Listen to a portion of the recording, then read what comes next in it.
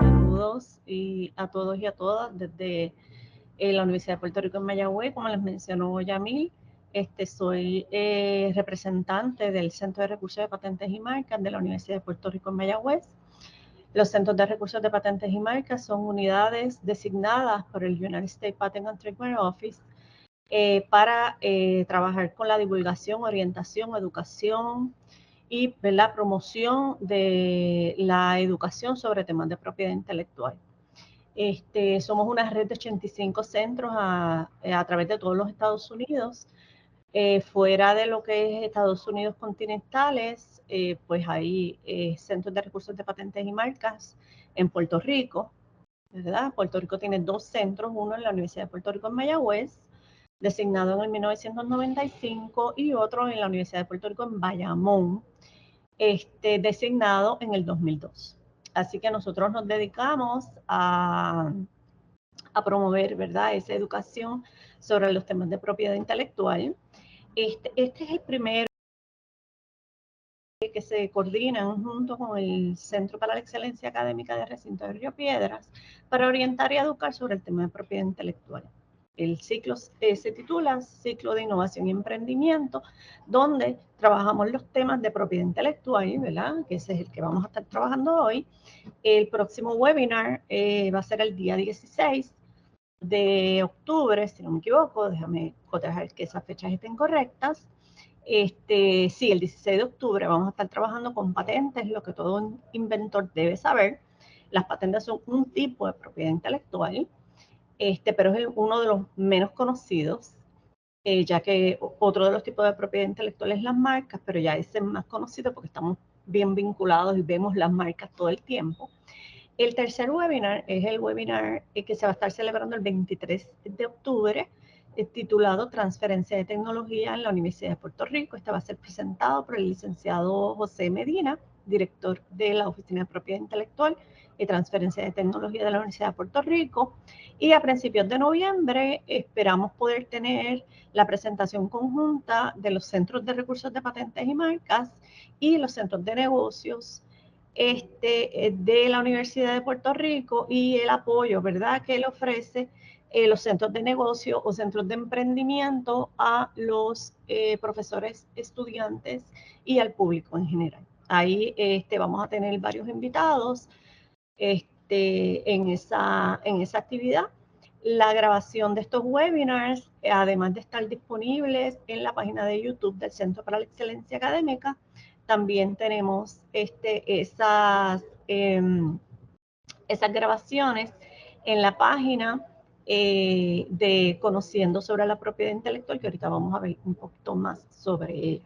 Bien, recuerden que entonces si tienen dudas o preguntas, en cualquier momento usted puede hacer sus preguntas, puede abrir su micrófono o levantar la manita, que el SEA nos va a estar moderando, así que ellos le van a dar entonces acceso al micrófono para que entonces usted pueda hacer sus preguntas o puede hacer sus preguntas a través del chat, porque mientras yo esté compartiendo la presentación voy a poder ver el chat y voy a poder entonces tratar de contestar sus preguntas. Si alguna se me queda, por favor, Yamil, en cualquier momento pues puedes interrumpir para entonces poder contestar esas preguntitas, ¿está bien? Pues el título de la presentación de hoy es Conociendo sobre la Propiedad Intelectual. Es el mismo título de la página que yo he ido creando sobre el tema en español, principalmente, ¿verdad? Bien importante que esta información que se va a estar ofreciendo durante esta mañana tiene propósitos exclusivamente educativos, no comerciales. Así que no se puede considerar o no se debe considerar como un asesoramiento legal. Vamos a estar hablando de leyes, reglamentos, quizás algún ejemplo sobre infracciones a los derechos de propiedad intelectual, pero no es un asesoramiento legal. Puede ser que usted haga una pregunta de algún caso particular que le esté sucediendo a usted. Podría yo quizás darle una opinión, ¿verdad?, sobre el tema, pero no se puede considerar un asesoramiento legal. Para los asesoramientos legales, entonces usted debe consultar a un abogado o abogada que le dé esa opinión legal exclusiva.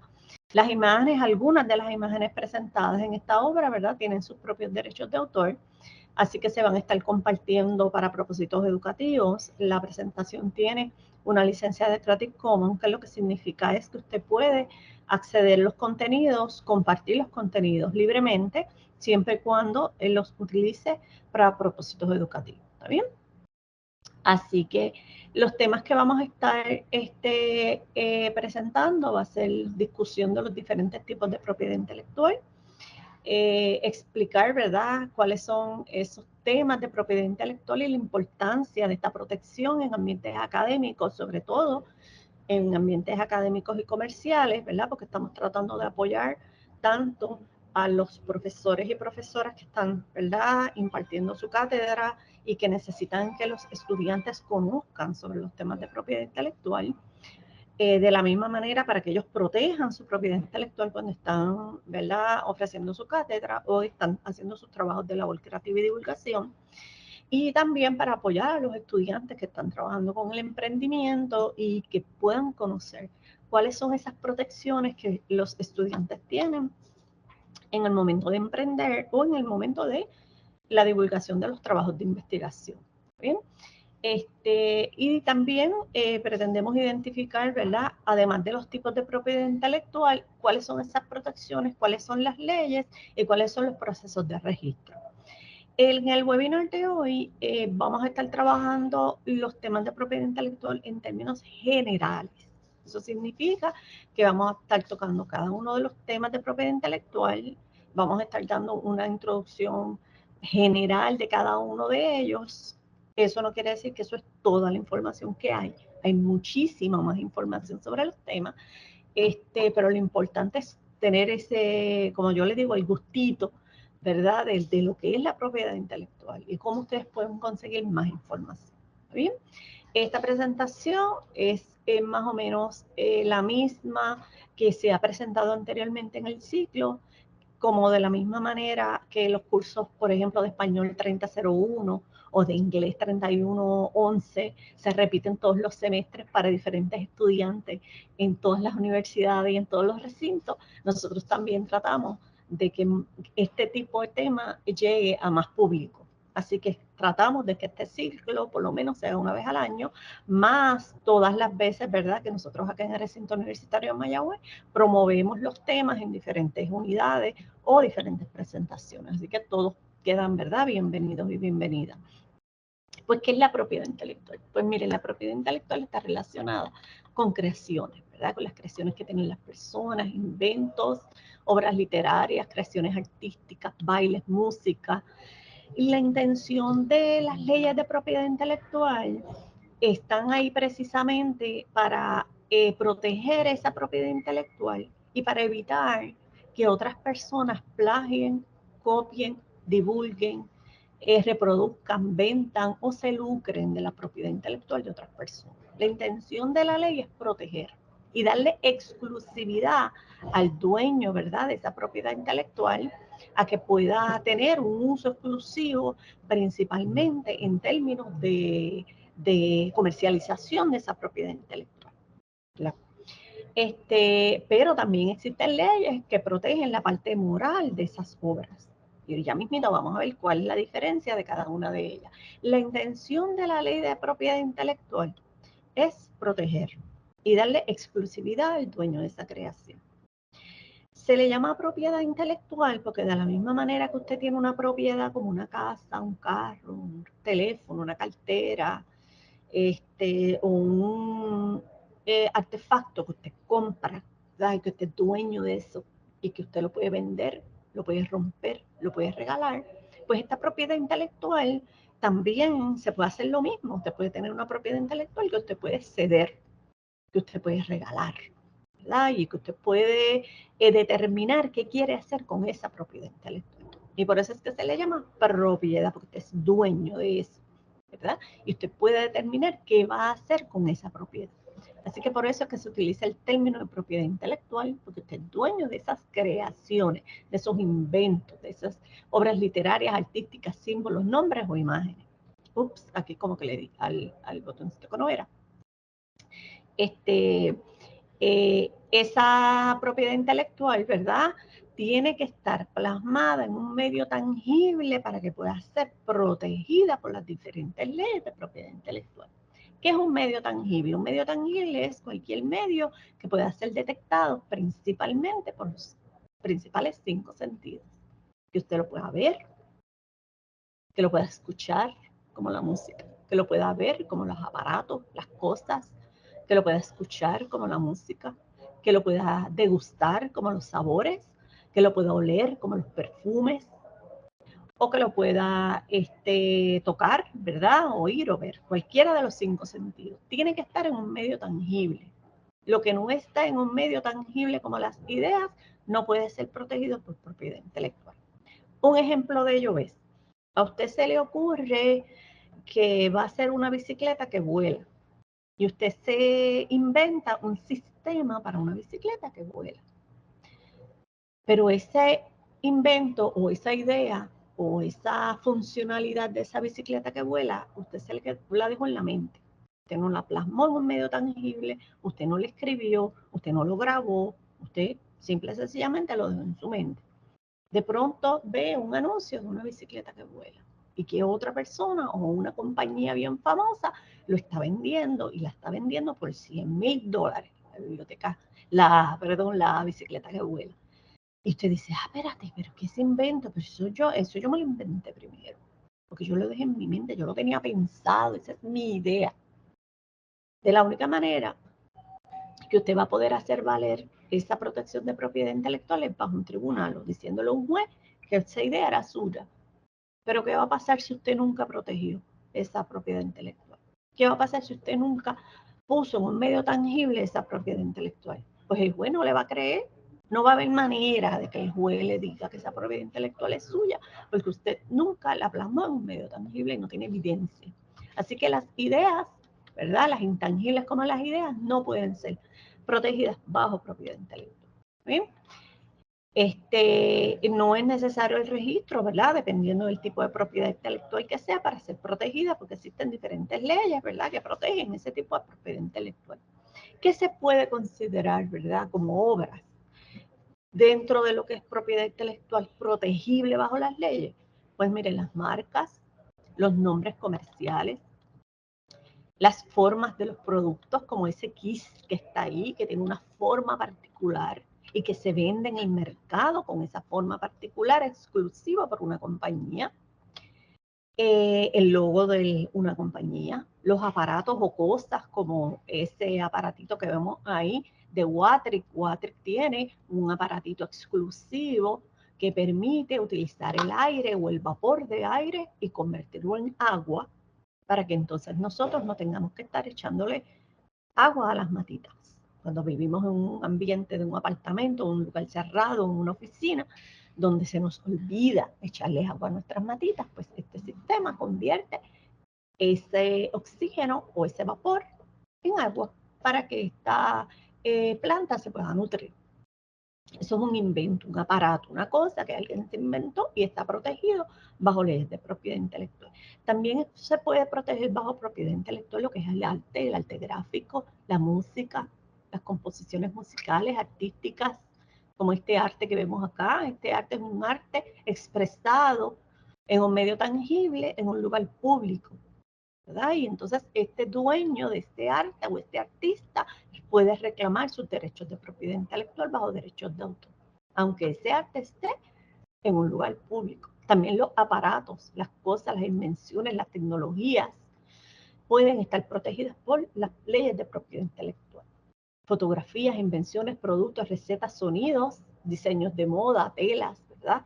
Todo este tipo de inventos puede estar protegido bajo las leyes de propiedad intelectual. ¿Y cuáles son esos tipos de propiedad intelectual? Pues las patentes, que están más vinculadas a lo que son inventos o aparatos, patentes de plantas, patentes de diseños, patentes de utilidad, las marcas, que puede ser la marca, el logo, el nombre o el empaque, también puede estar vinculado a lo que son las marcas. Los secretos comerciales más bien son secretos de una empresa que tiene un valor, ¿verdad?, en el mercado y que solo pocas personas dentro de esa organización conocen ese secreto. Y los derechos de autor. Los derechos de autor están más vinculados a lo que es arte, coreografías, arte plástico, bellas artes, arquitectura o algún diseño, ¿verdad? Lo que es diseño de ingeniería, que no necesariamente tiene una función, sino algo ornamental, y ya mismito vamos a entrar cada una de ellas. ¿Bien? Son 4 tipos de propiedad intelectual: patentes, marcas, secretos comerciales y derechos de autor. Cada una de ellas tiene su propia legislación tanto estatal como federal. La legislación estatal cubre solamente dentro de lo que es Puerto Rico, ¿verdad?, y sus islas. Las legislaciones federales cubren esa propiedad intelectual tanto federal como estatal.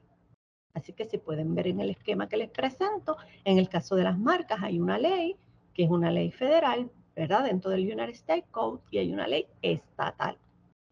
En el caso de los secretos comerciales hay una ley estatal y una ley federal. En el caso de los derechos de autor hay una ley estatal, que es la Ley de Derechos Morales de Autor, que es una ley más amplia y que cubre derechos morales. Y la Ley de Derechos de Autor, que es el título 17 del Code of Federal Regulation, que cubre la parte de la comercialización de esa obra de derechos de autor. Las patentes, que están protegidas bajo el United States Code, bajo el título 36, 35, 35, que entonces, si se fijan, solamente hay legislación federal para el caso de las patentes. ¿Bien? Les incluyo, ¿verdad?, las leyes, porque si usted tiene curiosidad, puede ir sobre cada una de ellas y leer un poquito más de lo que dice la ley en específico. Vamos a empezar con las patentes. ¿Qué son las patentes? Pues miren, las patentes son innovaciones nuevas, ¿verdad? Nuevas, novedosas, nunca antes vistas, que tienen una función en específica, que solucionan un problema y que se le ha ocurrido a personas o entidades, ¿verdad?, a las personas involucradas a ciertas entidades. Son ideas que surgen de la imaginación, son ideas que surgen de la necesidad que ha ocurrido en algún momento. Las ideas surgen, ¿de dónde más surgen las ideas? Vamos a ver si alguien me puede contestar. Pueden utilizar el chat o prender su micrófono para que me contesten de dónde más surgen las ideas, además de la imaginación y la creatividad y la necesidad. De las investigaciones, muy bien, José, perfecto. Haciendo investigaciones, curiosidad, muy bien, muy bien. Yo había leído hace poquito que alguien había dicho que los vagos, escuchen esto, el cambio de la tecnología, muy bien, Omar, el cambio de la tecnología, de la colaboración, muy bien, dos mentes chocando. Perfecto. De las preocupaciones, claro que sí. Yo había leído hace poco que alguien había comentado, creo que fue un meme, no me acuerdo, que decía, el vago, ¿verdad? Aquellas personas que son, no sé si ese es el término correcto, ¿verdad? Pero esta persona que es vaga, que quiere tratar de minimizar el tiempo de esfuerzo, es una persona creativa, porque tratando de no pasar mucho trabajo, y buscando cómo simplificar los procesos, se inventa cosas nuevas. Así que no necesariamente los vagos tienen algo negativo, ¿verdad? Vamos a ver la parte positiva, que es que esa necesidad de poder y esa preocupación, como mencionan por aquí la señora Reyes, nos permite tener imaginación, tener esas necesidades y poder idear cosas nuevas y novedosas que nos permitan entonces también proteger esa propiedad intelectual. Exactamente, la necesidad es la madre de invención. Eso decía mi mamá siempre y todavía lo sigue diciendo, que cuando uno tiene una necesidad, uno busca cómo inventársela para mejorar eso que está ahí? Pues precisamente las patentes surgen de exactamente eso mismo. Las patentes surgen porque son protecciones a la propiedad intelectual que permiten que las personas puedan inventar algo y que puedan proteger esa propiedad intelectual de manera exclusiva para permitirle a las personas manufacturar, mercadear, vender, usar o licenciar esa innovación. La patente tiene que cumplir con ciertos requisitos. El primer requisito es que sea nuevo, novedoso, nunca antes visto, ¿verdad? Que no sea obvio para efectos del examinador de patentes ante la oficina del USPTO, ¿verdad? Que solucione un problema. Sobre todo, aquí alguien mencionó de las investigaciones. Los que estamos relacionados al tema de la investigación sabemos que este método científico, uno de los primeros pasos para el método científico es la observación. Pero el segundo paso del método científico es hacerte una pregunta, donde nosotros estamos tratando de contestar, buscar la respuesta a esa pregunta. Y puede ser que la respuesta a esa pregunta sea a través de un aparato, de una cosa. Así que de ahí salen las patentes. Las personas para solucionar un problema. ¿Está bien? La agencia encargada de procesar y otorgar la patente de utilidad de diseño de planta es la Oficina de Patentes y Marcas de los Estados Unidos, mejor conocida, ¿verdad? Por sus siglas en inglés, como USPTO. Como les mencioné anteriormente, existen tres tipos de patentes: patentes de utilidad, patentes de diseños y patentes de planta. Las patentes de utilidad se caracterizan por ser invenciones de máquinas, aparatos, artefactos, instrumentos, herramientas, procesos de manufactura pueden ser composiciones de materia o mezclas de materias que tienen o buscan una solución. Puede ser una crema, puede ser un champú, puede ser una crema para curar alguna enfermedad, puede ser una pastilla, ¿verdad? O un medicamento, puede ser un aparato, puede ser un proceso que ayude a solucionar un problema. Esos son patentes de utilidad. Bien importante, que lo que es nuevo, novedoso y nunca antes visto es lo que hace y cómo lo hace. Que eso que hace y cómo lo hace sea nuevo, novedoso y nunca antes visto. ¿Cómo se va a determinar esa novedad? Pues esa novedad se va a determinar cuando la Oficina de Patentes y Marcas de los Estados Unidos recibe la solicitud de la patente, que ese invento no existe en ninguna parte del mundo. La protección de una patente es territorial. Significa que la protección de exclusividad de ese invento va a ser solamente a través de los Estados Unidos y sus territorios, pero para efectos de novedad no puede existir en ninguna parte del mundo. Ese detalle es importante que lo conozcan. La protección es exclusiva por 20 años, para que este dueño de esta máquina, este aparato, este artefacto, esta composición de materia farmacológica, pueda tener la exclusividad de vender o mercadear o explotar comercialmente ese invento durante 20 años. Después de los 20 años, estas patentes de utilidad pasan a dominio público, lo que significa que cualquier otra persona lo puede manufacturar o lo puede vender o lo puede explotar comercialmente. Les voy a hacer una pregunta. ¿Por qué ustedes creen que las patentes de utilidad o algunas de las tipos de propiedad intelectual tienen un tiempo definido? Sobre todo las patentes de utilidad. Vamos a ver si alguien me puede contestar por aquí, por el chat. ¿Por qué tienen un tiempo definido? Para evitar el monopolio. Sí, puedes tener un monopolio por 20 años. Puedes tener el monopolio, porque esa es la intención de la ley, que puedas tener un monopolio exclusivo para la explotación comercial de ese invento, pero solamente por 20 años. Una de las razones, gracias Talía, es que ese invento pueda ser accesible a otras personas. Muy bien, porque entonces a partir de los 20 años deja de ser un monopolio, efectivamente. Imagínense que esa silla de ruedas que ustedes están viendo en esa pantalla hubiese tenido un monopolio eternamente. No se hubiesen inventado algo nuevo o mejor, o no hayan mejorado ese invento. Hay algo más, hay una razón más.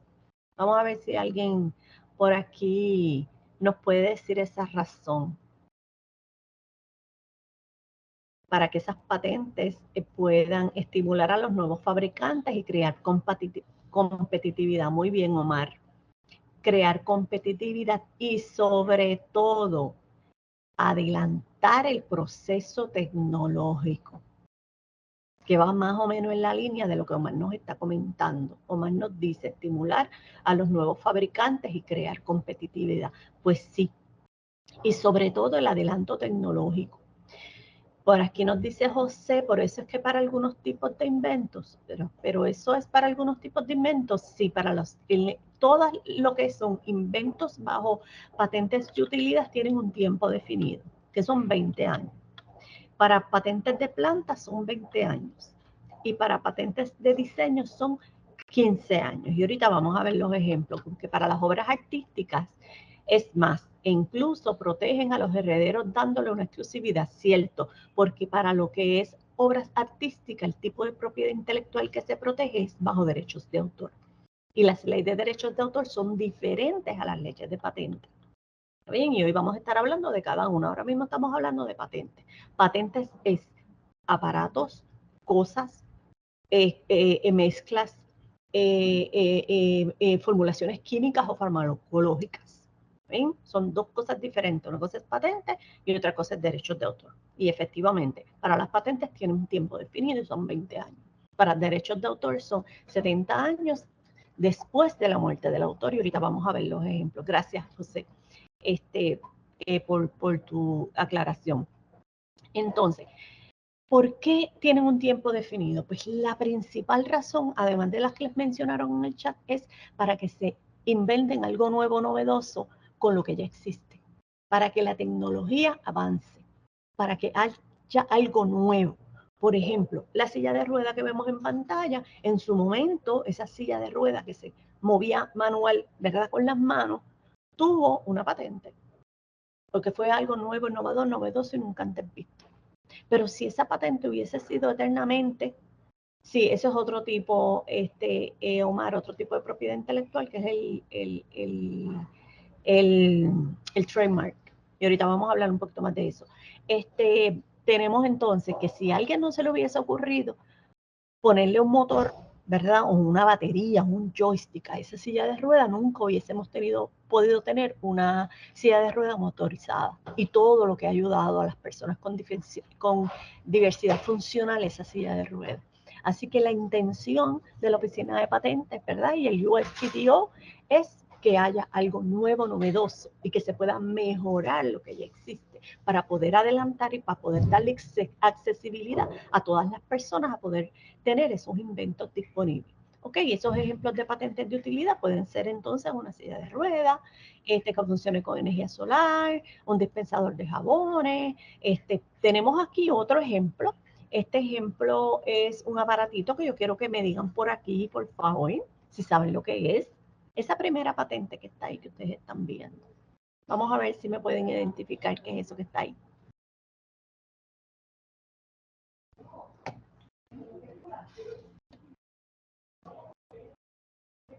Exactamente, María Angeli, muy bien, y Robin, muy bien, Sandra, gracias, muy bien. Pues ese es el scoop de mantecado. En algún momento, en el 1928, eso no existía. Nosotros los tenemos en todos los colores en nuestras casas, en colores, en formas no, sino en colores o en material. Algunos son de plástico, algunos son de metal, algunos son una combinación. Pues ese aparatito en el 1928 fue una innovación, algo sencillo que nosotros lo vemos todo el tiempo y que lo vemos tan sencillo, pero es algo que en un momento dado no existía. Y en un momento dado alguien tuvo esa ocurrencia. Necesito sacar mantecado que esté bien duro congelado de manera fácil. Pues, ¿cómo lo vamos a hacer? Él se inventó un aparatito con un engranaje, con una palanquita que ayudaba a uno poder coger el helado y poder soltarlo en una cuchara o en un plato o en un vaso de manera fácil. Así que esto nos solucionó un problema. Fue algo innovador, nuevo y novedoso. Y el dueño de esa patente en el 1928 tuvo 20 años de exclusividad de esa patente de utilidad para poder mercadearla, venderla. Ahora es dominio público y ahora podemos tener una cucharita de esa, maybe con batería, que ni siquiera tengamos que utilizar las manos. Vieron cómo la tecnología, dentro de lo que son las patentes de utilidad, ayudan a mejorar, ¿verdad? Muchas necesidades humanas. Y ese es uno de los propósitos de las patentes de utilidad. Esta otra patente que tenemos acá es una patente que le pertenece a la Universidad de Puerto Rico. ¿Quién puede ser dueño de la patente? Pues miren, el inventor puede ser dueño de la patente. Pero también las empresas pueden ser dueñas de las patentes que producen en esa compañía. En el caso de la Universidad de Puerto Rico, las patentes que se crean en los laboratorios por profesores o investigadores o científicos que utilizan las facilidades de la Universidad de Puerto Rico, las computadoras en la internet de la Universidad de Puerto Rico y el tiempo de la Universidad de Puerto Rico le van a pertenecer a la Universidad de Puerto Rico.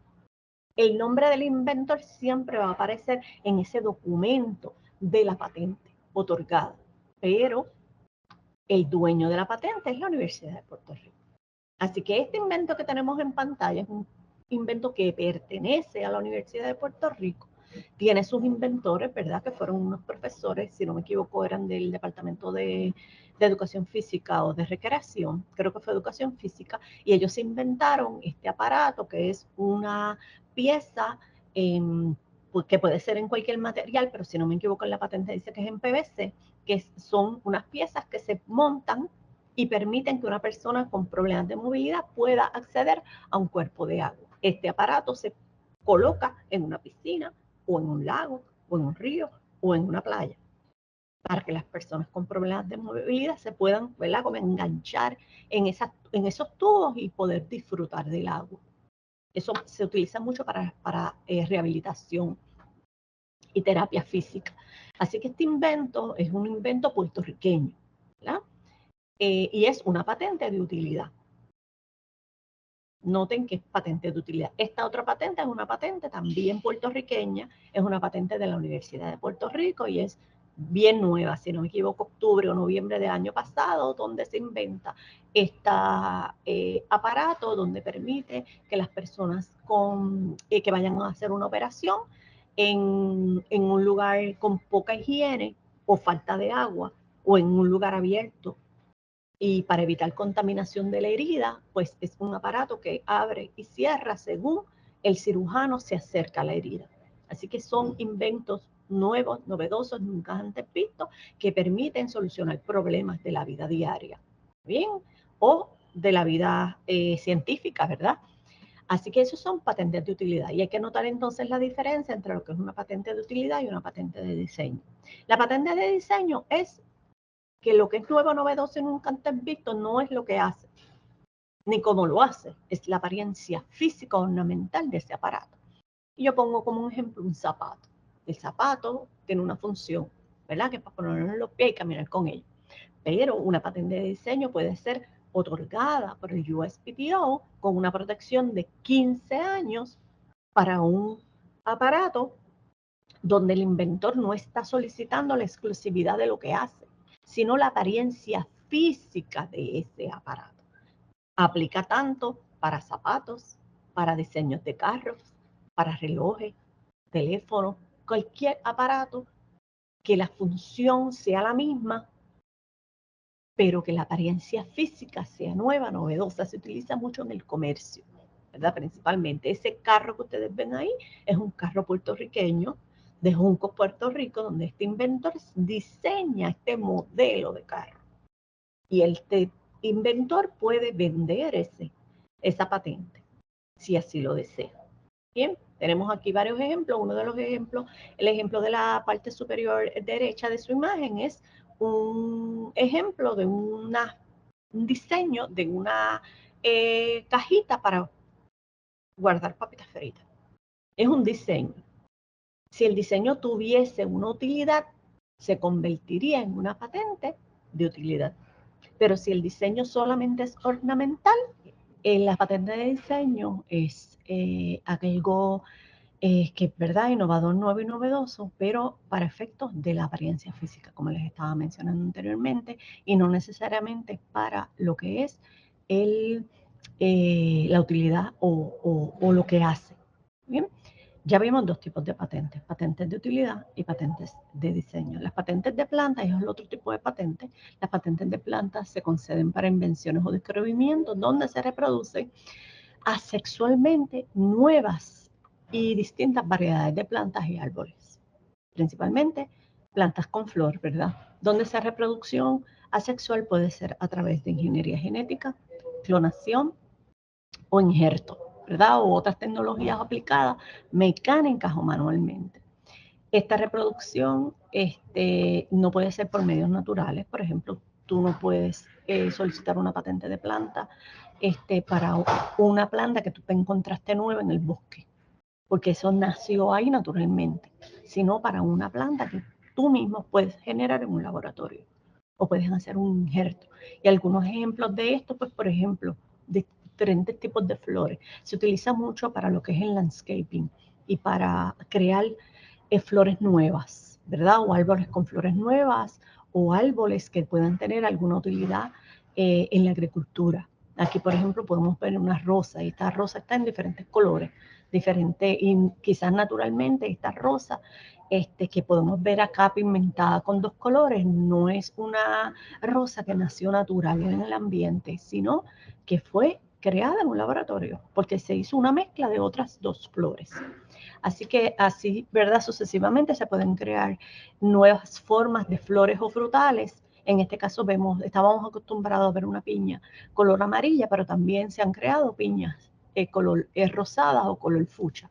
También se utiliza ese tipo de tecnología, ¿verdad? O de ingento o clonación o ingeniería genética para crear plantas nuevas o frutales nuevos que puedan ser con más pepa o con menos pepa, con más pulpa, con menos pulpa, o que puedan ser resistentes a ciertos hongos o bacterias del ambiente. También esa es la intención principal de la patente de planta. Bien, para que pueda ser patentable, como ya les habíamos mencionado anteriormente, tienen que ser nuevo, novedoso y nunca antes visto. Pero para uno probar que eso es nuevo, novedoso y nunca antes visto, uno tiene que hacer lo que le llaman una búsqueda de arte previo. O las uvitas sin semilla, exactamente. A veces compramos esas uvas sin semilla y cuando miramos el paquete, te dice que son sin semilla y abajo bien chiquititito, modificados genéticamente. Eso quiere decir que en algún momento esas uvas sin semilla fueron modificadas genéticamente para poderlas hacer sin semilla, porque ellas no nacieron así. Así que muy bien ejemplo, Glenda. Este arte previo, hay que hacer una investigación de arte previo. Este arte previo permite que tú puedas justificarle a la Oficina de Patentes y Marcas de los Estados Unidos de que verdaderamente es nuevo tu invento, que nadie más lo tiene. Este arte previo permite también que usted, además de justificar, ¿verdad?, que no existe, te ayuda a ti a saber si existe o no existe el invento. Porque si ya el invento existe, pues entonces no vas a perder el tiempo haciendo una solicitud de patente cuando ya sabes que alguien se inventó, ¿verdad? Lo que tú creas.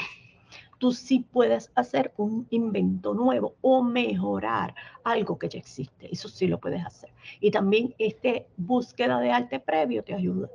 Existen dos tipos de arte previo. El patent prior art, que se busca en bases de datos especializadas en el tema de patentes, y el non-patent literature. Ese non-patent literature es prácticamente investigación científica, ¿verdad? Que podemos acceder tanto de revistas populares como de revistas especializadas en diferentes temas. Este non-patent literature casi siempre se utiliza cuando estamos trabajando con temas que tienen que ver con algo que es bien científico, algo que es bien exclusivo, cuando trabajamos con medicina.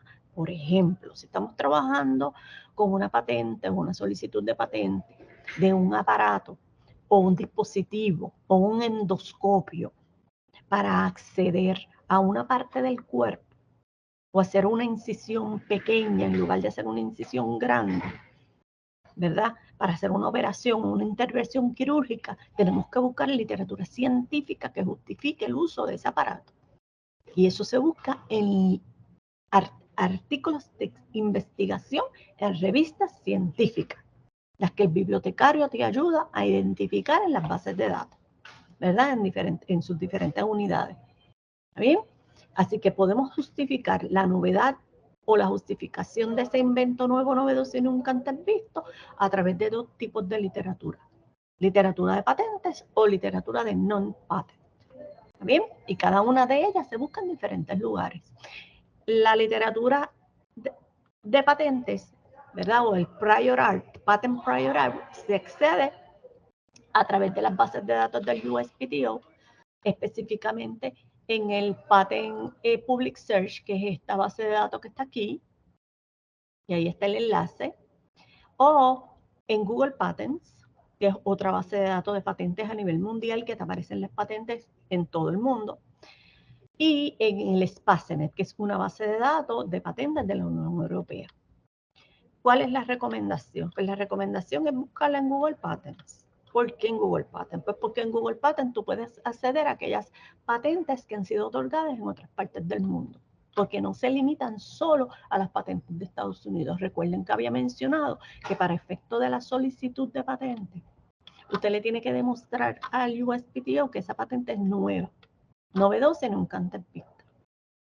La novedad es mundial, aunque la exclusividad es solamente territorial para los Estados Unidos. ¿Bien?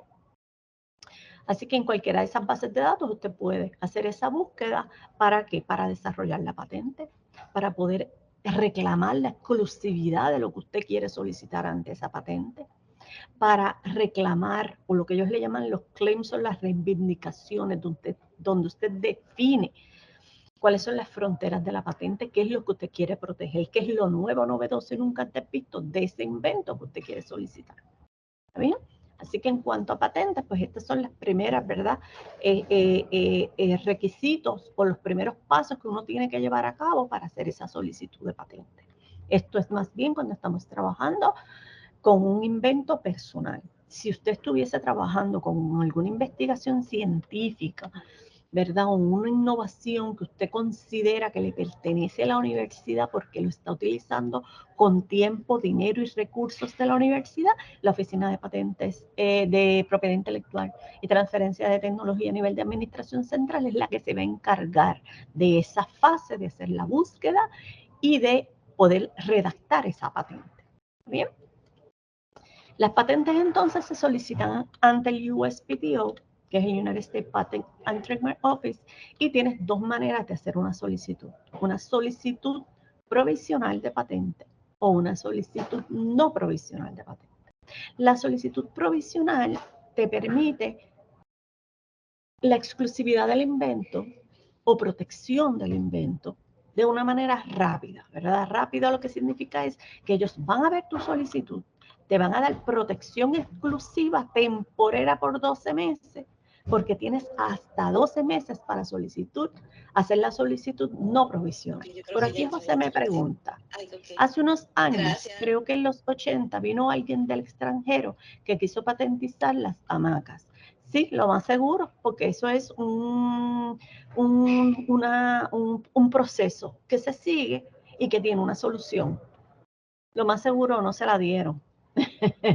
Lo más seguro no se la dieron, porque de hecho la palabra hamaca es una palabra taína. Cosa muy curiosa, nos dice Noé, pero supongo que artefactos culturales o tradicionales no son algo aparte, o no. Sí, podrían ser algo aparte, pero habría que defenderlos, ¿sabes? Porque puede darse el caso que alguien se apropie de ese aparato cultural y la oficina del USPTO no lo sepa y le otorgue una patente. Pero habría que demostrar que esa es una apropiación cultural ilegal. Ha pasado mucho con derechos de autor, que es otro tipo de propiedad intelectual. Exactamente, se tuvo que resolver en los tribunales, me lo imaginé. Nos dice José por aquí que se tuvo que resolver en los tribunales porque no había manera, porque eso es una apropiación cultural. Lo mismo pasa con por ejemplo, una fotografía tomada por un animal.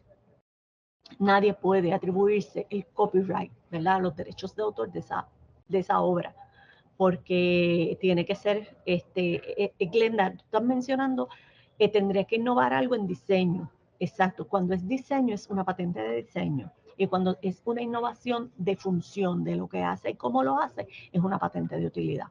Pero sí aplicaría para ambas. Las patentes entonces se solicitan ante el USPTO. Existen dos tipos de solicitudes de patente. Solicitud de patente provisional y solicitud de patente no provisional. La solicitud de patente provisional permite la protección y permite que la persona pueda mercadear o comercializar ese invento utilizando el Patent Application Form o el Patent Pending Number. Que eso lo que significa es que cuando alguien ve ese invento y el invento dice patent pending, ya uno sabe que esa persona hizo una solicitud de patente y que tiene la protección exclusiva de esa patente, aunque no se le haya dado un registro de patente, ¿verdad? Porque es provisional. Y esto, ¿verdad? En el próximo taller que vamos a estar trabajando el 16 el próximo mes de octubre, vamos a estar hablando un poquito más sobre este tema y, ¿verdad?, más adentrado a lo que es la solicitud de patente y todos esos procesos. ¿Ok? ¿Entendieron, verdad? Más o menos lo que es la patente. Son tres tipos de patentes: patentes de utilidad, patentes de diseño y patentes de planta. ¿Bien? Cada una con su tiempo de vigencia. Y todas se solicitan ante el USPTO, que es la oficina encargada de el recibo de esas solicitudes de patente y la que otorga ese certificado de patente. Bien, otro tipo de propiedad intelectual: marcas, las marcas comerciales. ¿Y qué son las marcas comerciales? Pues mira, nosotros estamos bien vinculados. Brands of Branding, muy bien, Glenda. Las marcas son aquellos logos, nombres, lemas o mezcla de estos, que son la imagen de una compañía o la imagen de un producto. Estas marcas que nosotros estamos viendo aquí no necesariamente tienen el nombre. Por ejemplo, la M de McDonald's, la manzanita cortada, el baloncelista y ese checkmark negro que está ahí, nosotros nada más de verlo sabemos cuál es la marca, aunque nosotros no veamos el nombre completo de la marca, pero sabemos lo que son y sabemos que venden. Sabemos cuál es el good and service que tiene ese producto solo con ver ese símbolo. Así que brand o branding o marca es la imagen de la compañía o la de Ready to Rumble. Ese Let's Get Ready to Rumble es una marca registrada. No sé quién es el dueño, yo creo que es el mismo señor que lo dice, no estoy segura, pero nadie más puede utilizar eso, a menos que le pague a ese señor que se le inventó para las peleas. Muy bien. Entonces, dígame, ¿hay alguien que tenga una preguntita? Ok, pues entonces estas marcas van a tener un impacto en el comercio.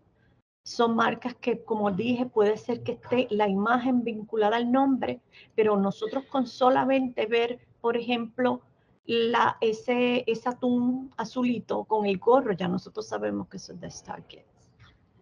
Con solamente ver a la vaca en esa flor,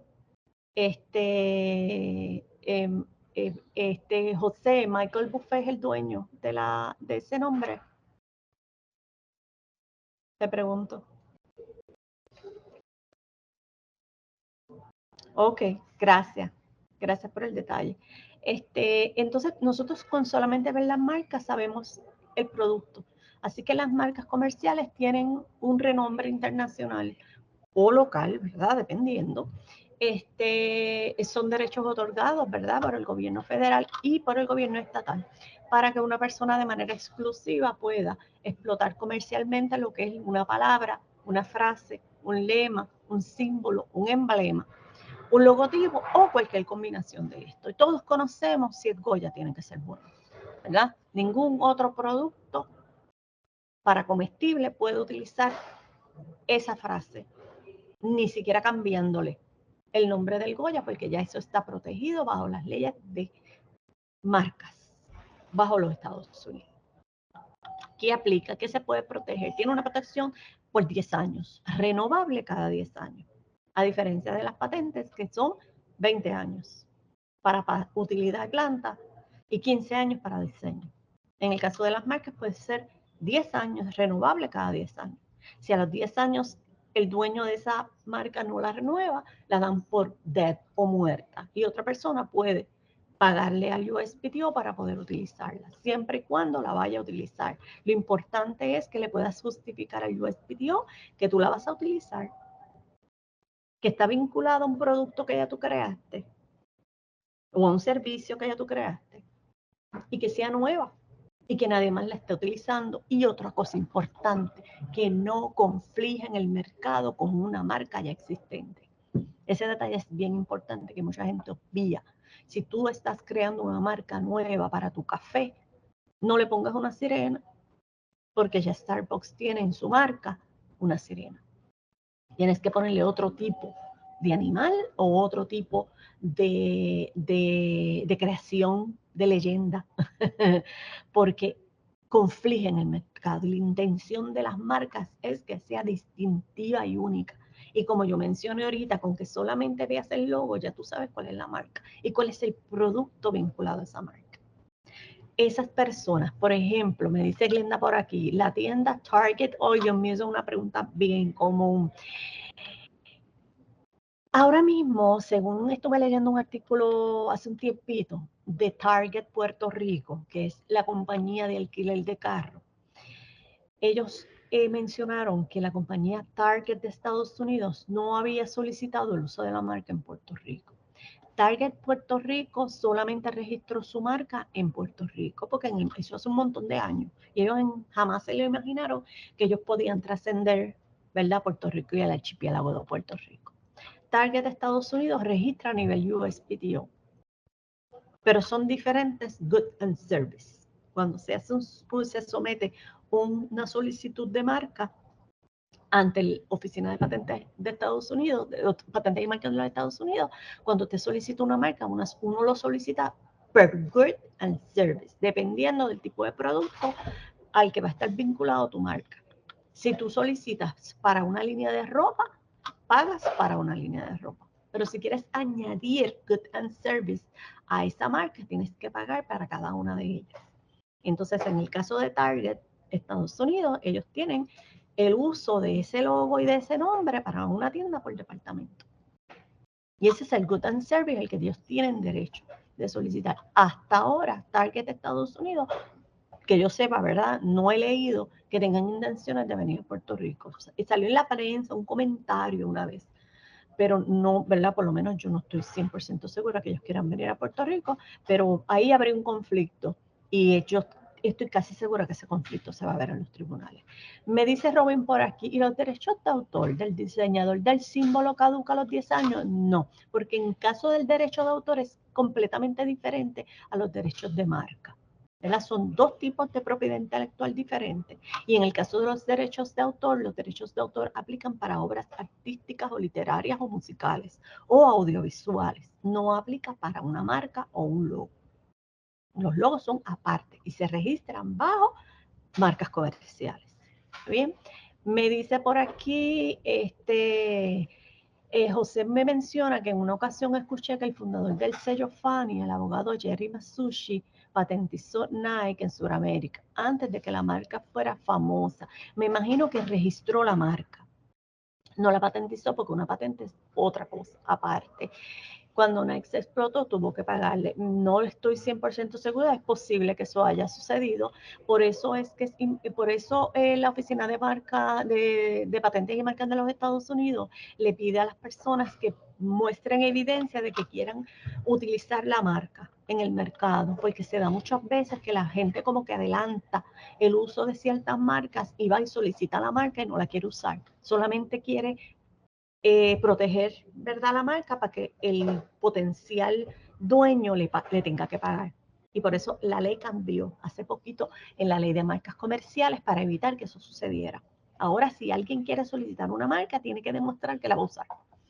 Si no va a demostrar que la va a usar, no se la dan. Así que eso es otro detalle importante. Gracias por sus comentarios. Bueno, pues entonces tenemos que una marca registrada, ¿verdad?, dentro de lo que es la jurisdicción federal bajo el United States Patent and Trademark Office, puede utilizar una R dentro de un círculo. Si no la registra en el United States Patent and Trademark Office, no puede utilizar la R dentro de un círculo. Sí puede utilizar otros símbolos, como el símbolo del SM o el TM. El símbolo SM o TM significa que tú, como dueño de ese nombre, marca o frase, lo estás utilizando para comercializar ese bien o ese servicio que tú estás dando, y que tú te reservas el uso de ese nombre o esa marca o ese logo para tu uso comercial exclusivo, y no es necesario hacer un registro para utilizar la ATM o el SM. El SM se aplica principalmente cuando es un servicio, por ejemplo, de contable, de abogado, de educador, de especialista, consultor, psicólogo, o servicios de limpieza, servicios de banca, servicios de contabilidad. Eso es un SM. El TM se utiliza principalmente para productos o artículos de manufactura, principalmente.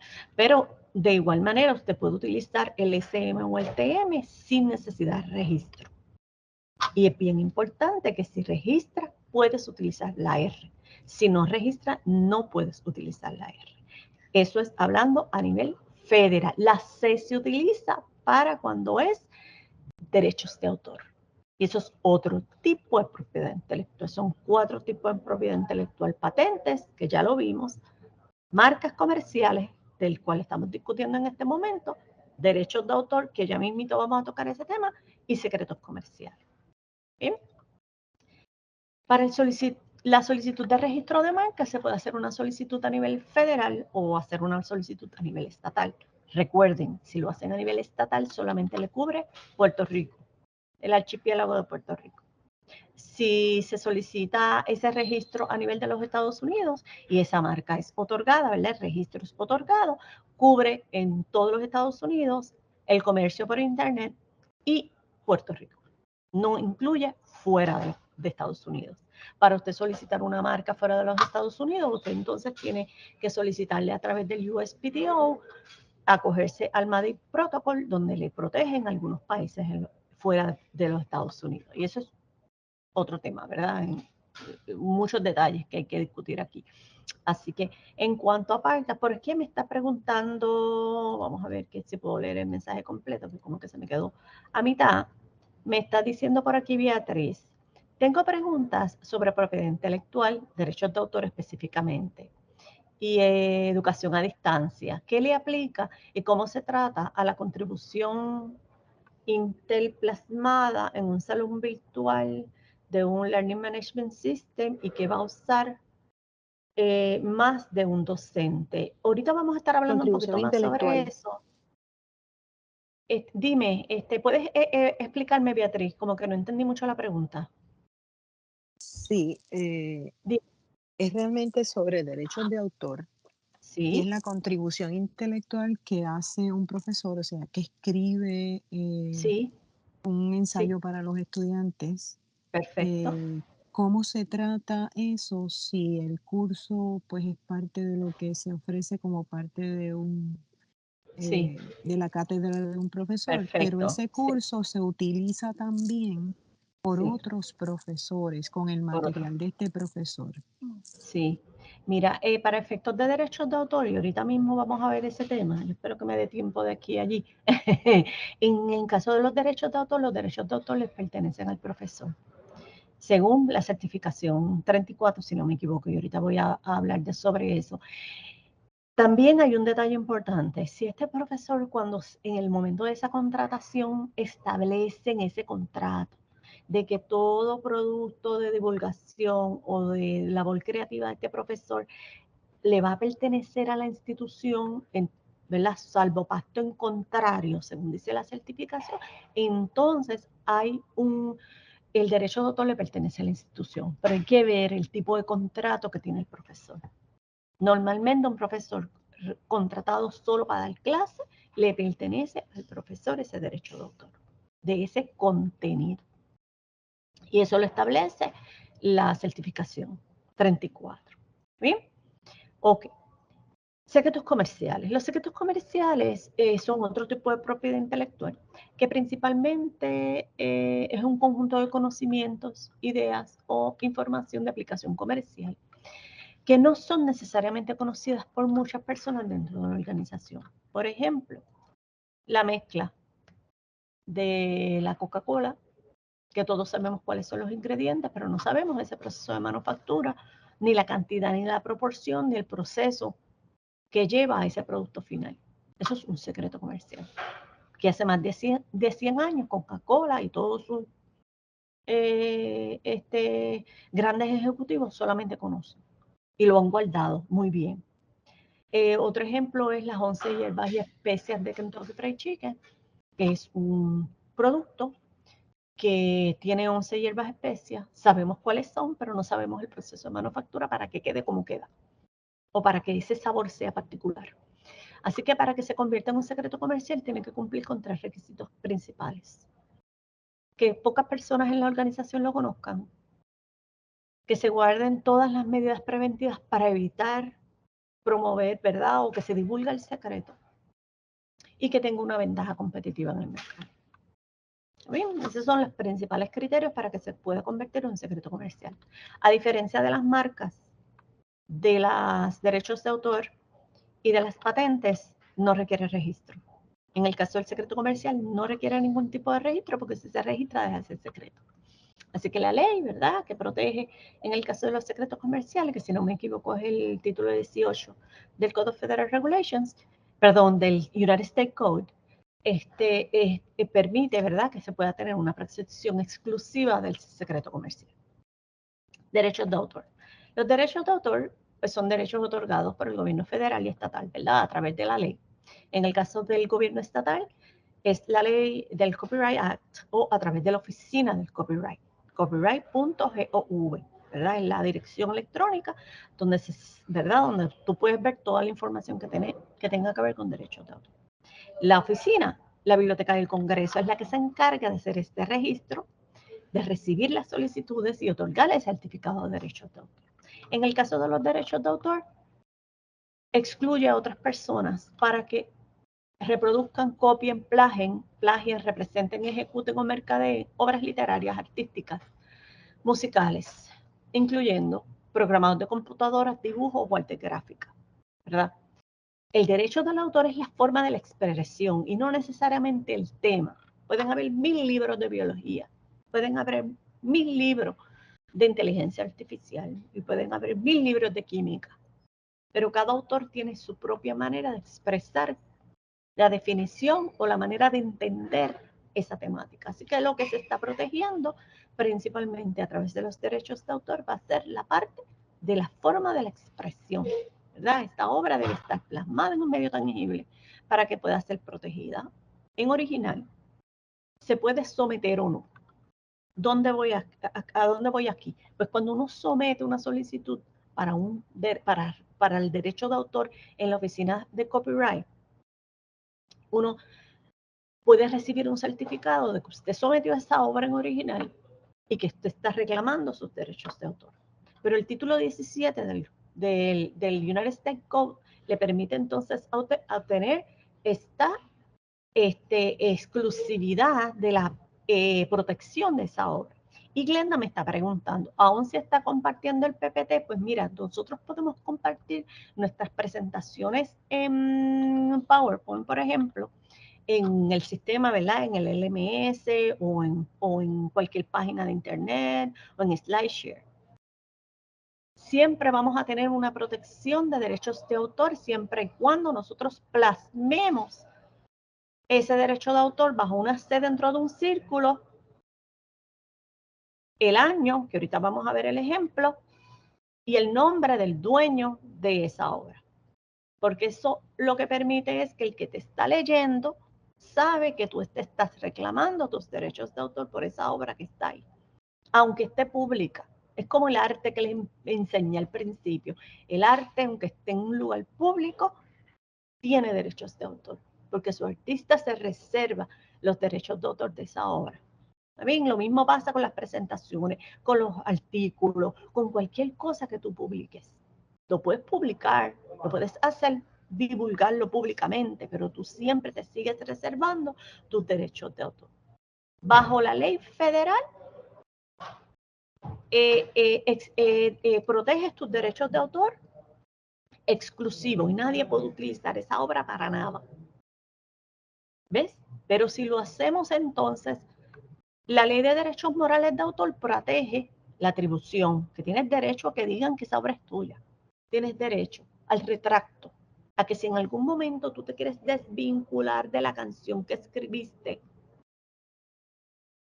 insultando a algún grupo de la sociedad y tú te arrepientes de eso, tú puedes arrepentirte de esa obra. Tienes derecho a la integridad, a que no mutilen tu obra, a que utilicen tu obra para lo que tú la creaste, no para lo que la gente la quiere utilizar. Y también tienes derecho al acceso razonable a tu obra. Tú hiciste un cuadro o una obra de arte, vendiste la obra por $1.000.000, pero un día tú decides que quieres verla o que te quieres inspirar en esa obra que tú creaste para hacer una obra nueva.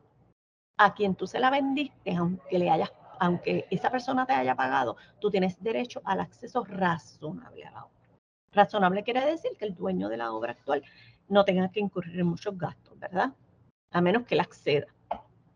Así que dentro de lo que es derechos de autor hay un mundo de cosas que uno puede conocer. Así que existe la ley federal, que es el título 17 del United States Code, y la ley estatal, que es la ley de derechos morales de autor. ¿Está bien?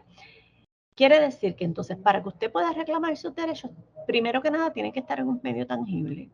Segundo, tienes que ponerle esa C dentro de un círculo con el año en que fue, ¿verdad?, creada la obra y el nombre a quien se le atribuye ese derecho de autor. Lo mismo pasa con los profesores universitarios. Los profesores universitarios pueden hacer este reclamo de derechos de autor en la obra y pueden compartir también esa obra con la Universidad de Puerto Rico. Usted le puede escribir a esas presentaciones o a esos escritos o a esos ensayos originales el copyright, el año, su nombre y al ladito Universidad de Puerto Rico. Significa que estás compartiendo el derecho de autor con la Universidad de Puerto Rico. Y más que cualquier otra cosa, los profesores más bien lo que buscan es, dependiendo del tipo de obra que sea, que haya una atribución y que se sepa que esa obra es tuya y que no importa cómo se divulgue y dónde se divulgue, se mencione esa atribución. El registro de derechos de autor se puede registrar tanto en el Departamento de Estado en Puerto Rico como a nivel federal en la Oficina de Copyright, en la Biblioteca del Congreso. Todas tienen un costo diferente y el tiempo de registro es diferente y los procesos son diferentes dependiendo de la oficina donde se vaya. Y las tesis, pues las tesis se comparten en el depositorio institucional de la Universidad de Puerto Rico. El derecho de autor no necesariamente se comparte con la Universidad de Puerto Rico a menos que el estudiante lo determine. Los derechos de autor del estudiante le pertenecen al estudiante, no a la universidad, a menos que el estudiante esté haciendo un trabajo pagándole, que la universidad le esté pagando para eso y haya un pacto en contrario para eso ya mismito vamos a ver. Pero las tesis y disertaciones le pertenecen al estudiante, no le pertenecen a la universidad. Y lo dice la certificación. A menos que el estudiante quiera dejar. Hay algunos departamentos, y yo lo he visto, sobre todo en Río Piedras, que el departamento se reserva, ¿verdad?, el derecho de autor de ciertas obras. Pero eso no sé si ha ido a un tribunal o no. Yo esa parte no la conozco, pero lo he visto. Lo he visto que muchos estudiantes lo hacen. Pero es que también depende de la naturaleza de la obra. Por ejemplo, si es solamente un ensayo escrito o investigación, pues le pertenece al estudiante. Pero hay veces que cuando hacen investigaciones en laboratorio, que utilizan los recursos de la universidad y al estudiante se le está pagando por eso, entonces se comparte ese derecho de autor. Y volvemos y repetimos, cada caso es diferente y dependiendo de las circunstancias. ¿Bien? Ahora podemos ver los 4 tipos de propiedad intelectual. Vamos a ver si ustedes rapidito me pueden identificar los tipos de propiedad intelectual que hay en esta imagen.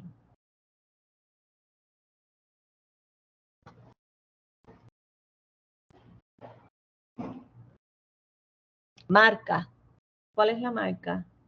Vamos a ver. Si alguien me dice por aquí.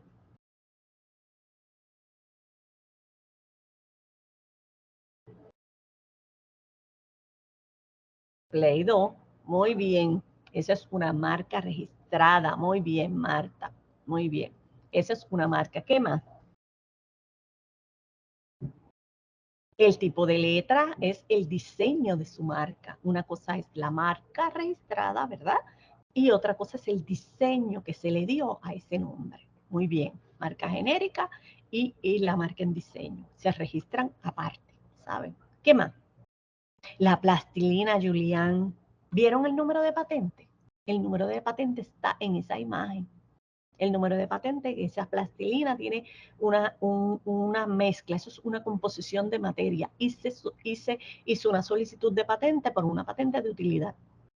Porque tiene también un olor en específico, el tipo de letra, por aquí Marisabel también nos mencionó esto. Entonces, el número, muy bien, Grenda, exacto. ¿Dónde se registra el diseño del logo? El diseño del logo se registra en USPTO bajo marca registrada. Bajo marca registrada. Y el logo puede tener una composición, una mezcla del diseño, ¿verdad? Qué sé yo, una flor y el nombre de la marca alrededor. Y es una combinación. Y cuando se hace ese registro combinado, se puede hacer bajo un logo. Y está automáticamente el nombre de esa marca registrada a la misma vez. Pero se tiene que poner en la solicitud. ¿Está bien? Sí. Y el diseño del logo se registra ante el USPTO a nivel federal. O se puede registrar también en el Departamento de Estado. Pero recuerda que si es en el Departamento de Estado, solamente aplica a Puerto Rico. Ok, los tipos de propiedad intelectual en esta imagen son las patentes por la composición de materia, la marca, que es el nombre, que es Play-Doh, más el diseño del nombre, que ahí les estoy poniendo los números de registro ante el USPTO, y también aplican los derechos de autor para el arte de los muñequitos que tiene el empaque. Así que si le pago a alguien por hacerme un logo, ¿a quién le pertenece? Bueno, todo depende si es un work for hire. Si tú le pagas a un artista gráfico para que te haga el logo, antes de tú pagarle o de hacerle la solicitud, le tienes que dejar saber que tú te reservas los derechos de autor o, ¿verdad?, el derecho de autor de esa obra. Y el artista decide si te da el contrato o no te da el contrato. El artista tiene el derecho de decir, no, no, no, toda mi obra me pertenece a mí por derechos de autor. Él tiene derecho a hacer eso. Y hay otros artistas que dicen, no, está bien, dame 100 pesos y cógelo. Así que eso va a depender. Pero sí se puede hacer un work for hire para eso, aunque tú le des la idea, sí. Porque tú le puedes dar la idea, pero quien plasma ese diseño es el artista. Sí, aunque tú le des la idea, pero volvemos, José. Tú puedes decirle al artista, mira, yo te voy a dar la idea y los derechos de autor de lo que tú vas a hacer me van a pertenecer a mí. Y ya. Así de esa manera, sí, sí, vuelvo y repito, cada caso es aparte. Cada caso es aparte y acuérdate que hay una ley en Puerto Rico de derechos morales de autor. Así que otras diferentes instancias en derechos de autor, tantos disparates que, ¡ay, Dios mío! Sí, tranquila, Julián, uno aprende todos los días algo nuevo.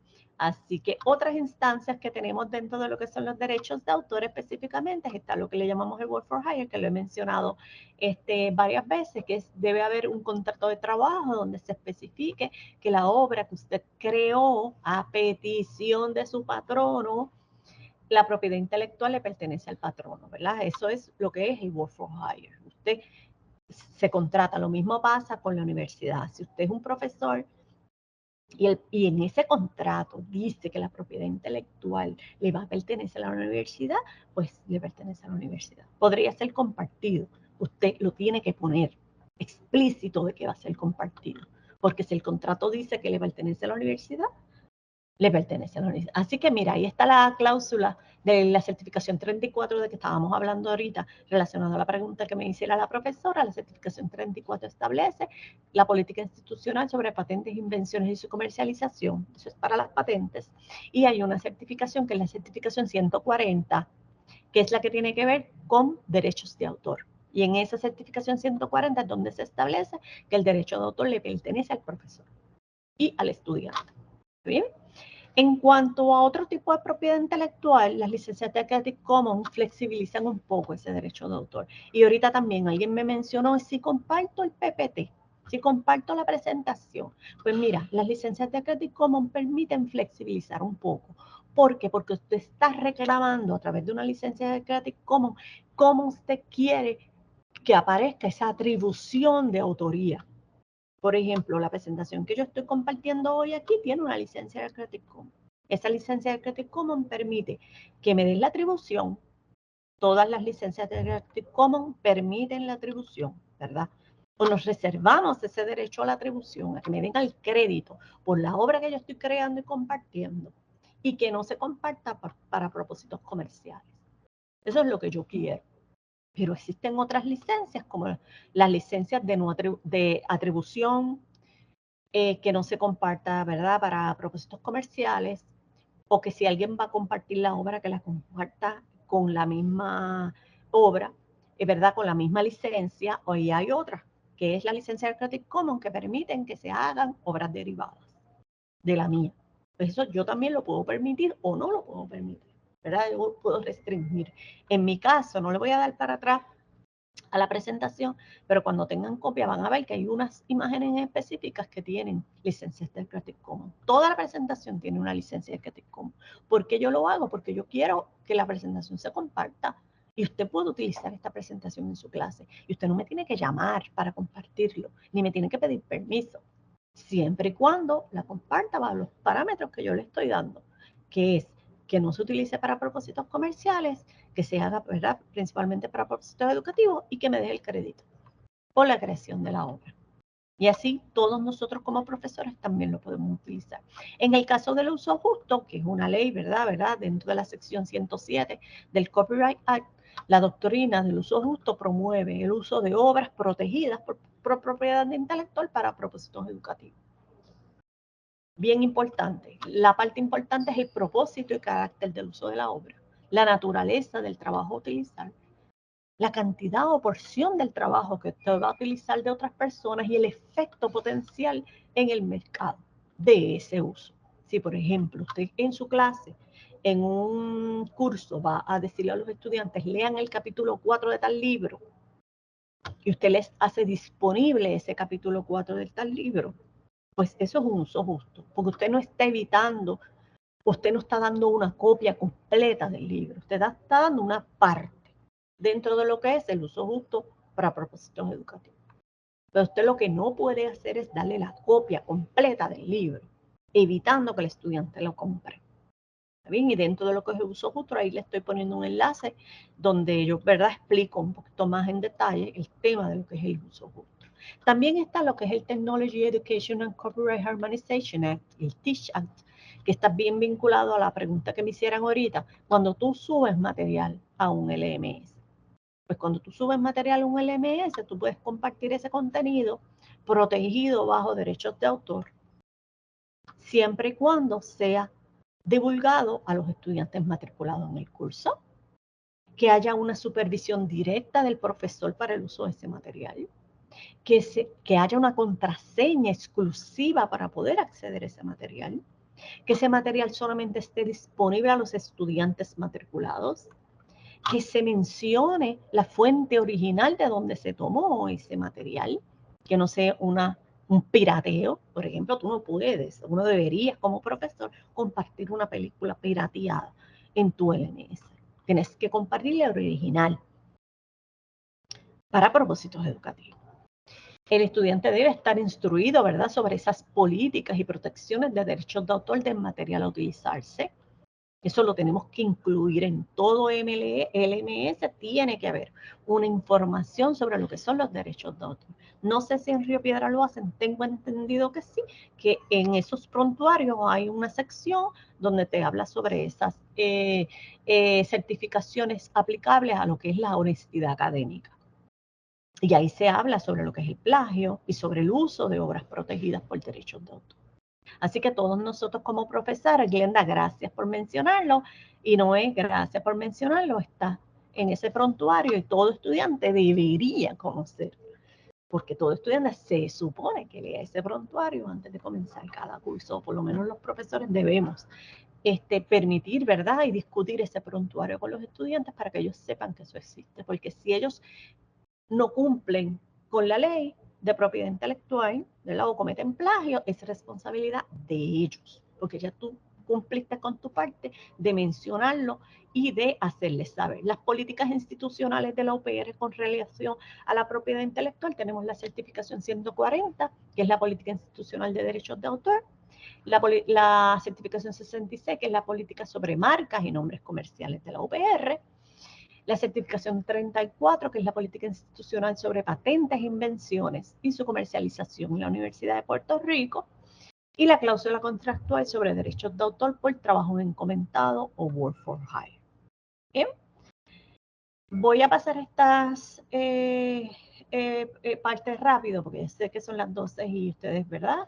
Si usted todavía tiene dudas o preguntas sobre el tema de propiedad intelectual o la diferencia entre una propiedad intelectual y otra, el USPTO tiene un IP Identifier que les permite entonces a ustedes contestar una serie de preguntas y conocer un poquito más sobre el tipo de propiedad intelectual que usted está trabajando en el momento y le instruye, ¿verdad?, de manera textual sobre cada uno de los tipos de propiedad intelectual.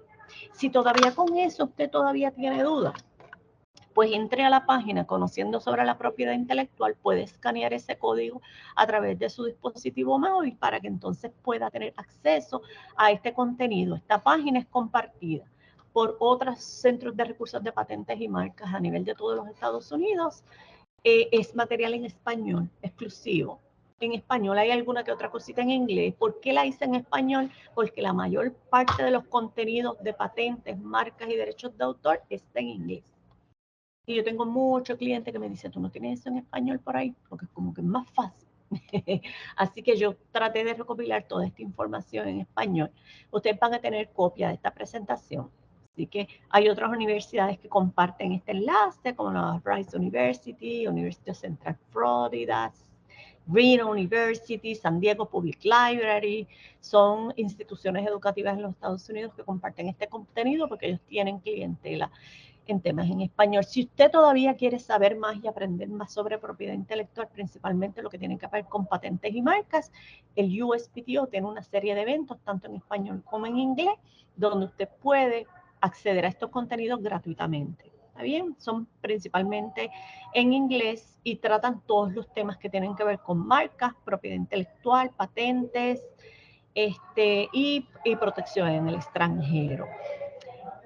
Si todavía usted tiene dudas o preguntas, pues todo puede contactarnos en el Centro de Recursos de Patentes y Marcas, Universidad de Puerto Rico, recinto de Mayagüez, en la Biblioteca General, o me puede escribir a gladys.lopez@upr.edu y allí entonces le podemos dar ¿verdad?, una orientación individualizada y también podemos atender a su grupo de estudiantes en caso de que usted desee llevar esta información a sus estudiantes. Dentro de lo que es la página Conociendo sobre la propiedad intelectual tenemos muchos videos y tenemos muchas presentaciones que les pueden servir entonces a ustedes para compartir esta información con sus estudiantes.